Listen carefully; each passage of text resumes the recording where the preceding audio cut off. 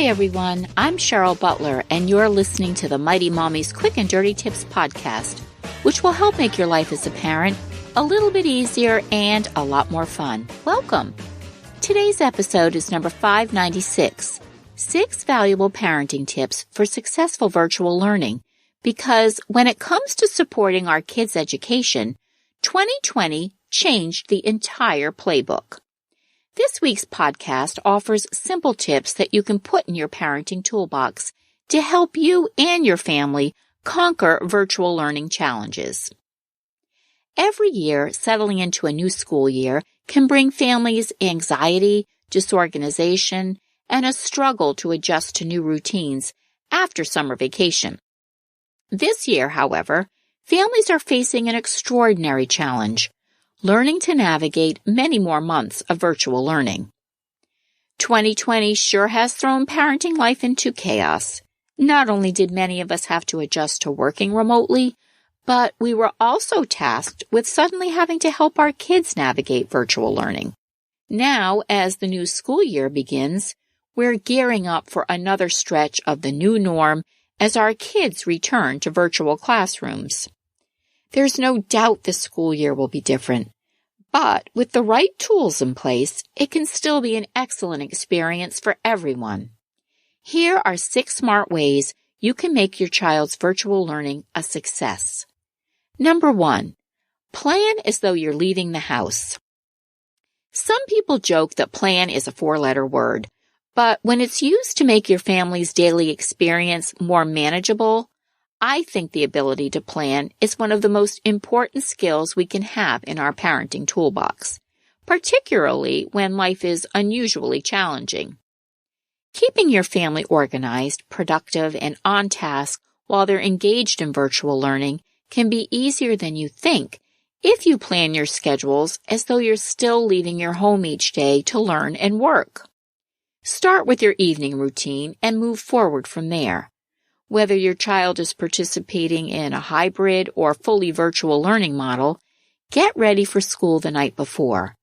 Follow those familiar routines by having them shower and prepare for a healthy night's sleep. Selecting an outfit to wear, having breakfast items ready to go for morning, and reviewing the next day's class itinerary will prepare your family to start the next day calmly and with at least some sense of normalcy in these unusual times. And here's a quick tip for you. Keep in mind that many after-school sports and activities may still take place, so your child should have equipment, sports bags, musical instruments, and other necessary items organized so you aren't scouring the entire house minutes before practice. Planning your time and daily logistics will earn you extra credit now and as the school year progresses. Number 2. Create a learning environment. Choose a comfortable place to learn. Your family's common learning space for homework might not work for extended periods, so set up a location conducive to daily school activities and make sure it's free from distractions and has a good internet connection. Kids will, of course, have homework during their virtual learning period, so plan where and when homework will take place. Choosing separate locations for virtual learning sessions and doing homework may be helpful if space permits. No one likes sitting in the same place for hours on end, so try to give your child a change of scenery. Number 3, make mealtime a part of the curriculum.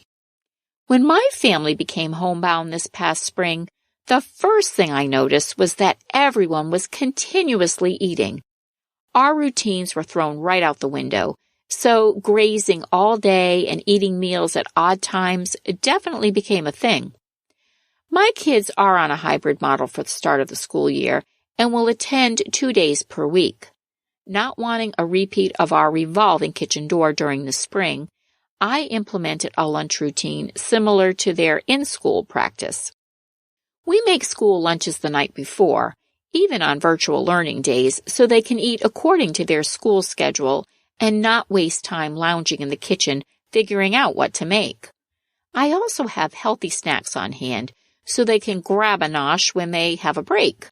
Not only is it more nutritious, but it keeps them from messing up the kitchen by making complicated goodies like nachos and cheese or gooey fudge brownies. And it doesn't stop there. While raising 8 kids, the majority of my time was cooking in the kitchen. The smartest decision that I ever made was to invest time in meal planning. As I explain in my episode, Why Meal Planning is Essential to a Happier Family Life, meal planning will improve your life on many levels. Not only will meal planning help you create a delicious weekly or monthly, if you're so inspired, menu, but you'll also be able to plan your grocery shopping trips to keep them streamlined and efficient. Impulse purchases will become a thing of the past, helping you save your hard-earned money and avoid the horror of neglected mystery meat or unidentifiable veggies lurking in the back of the fridge. Best of all, your anxiety levels will plummet when you're organized. No last-minute scramble to figure out what to make for dinner. With more people home during these remote, mandated times, if you treat your family's mealtime like it's part of the curriculum, you'll go straight to the head of the class, forever. 4. Practice patience. The one tool that all parents need, no matter the time of year, is patience. Summertime causes us all, parents and kids alike, to go into relaxation mode. This summer, however, parents transitioned into vacation time without much of a break. Parents have been running full throttle for the past 6 months, and because of the sheer newness of virtual learning, this year's back-to-school season means patience is perhaps the most significant asset for all parents. The new school year is generally the time of year that I see my own kids act out more and try to exert control. When I hold it together, though, and stay calm and patient, it definitely has a ripple effect on the rest of my family and helps keep us all grounded. It also sets an example for how to behave during demanding times. So pack your toolbox with as much extra patience as possible, and you'll help everyone have an A+ year. And 5, take advantage of smart hacks. Life hacks can help you save time in the kitchen, improve your laundry routines, and keep more money in your pocketbook. There are hundreds of useful hacks for all areas of your life, including how to become more efficient in your virtual classroom. Just Google distance learning hacks for students, and you'll have dozens of fantastic ideas right at your fingertips. I share a YouTube video on my page for this episode, which shows creative and brilliant ways to help your child have a successful remote learning experience. My favorite was teaching your child to type. With the majority of learning taking place on a computer, typing is a must. TypingClub.com offers free lessons appropriate for younger children. I encourage you to visit my page at www.quickanddirtytips.com/mighty-mommy. This is episode number 596, and check it out. Finding ways for your family to maximize their time and effort this school year, now that's smart. And number 6, get physical. One of the most valuable tools we can offer our family is embracing an active lifestyle. Consistent physical activity keeps their bodies healthy and their minds refreshed for learning. Kids need to exercise their bodies just as they need to give their minds a workout. According to the United States Department of Agriculture, children and adolescents aged 6 to 17 years should do 60 minutes or more of physical activity each day.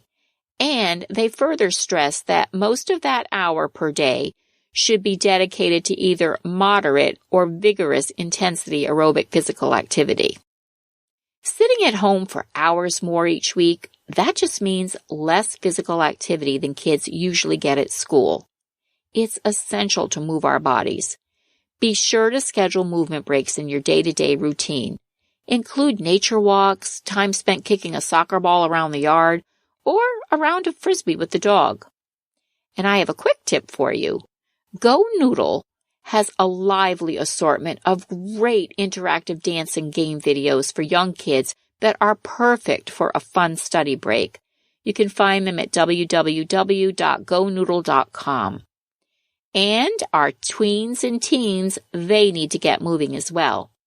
They might prefer to sit on their devices and limit their exercise to their thumbs, but that's not going to cut it.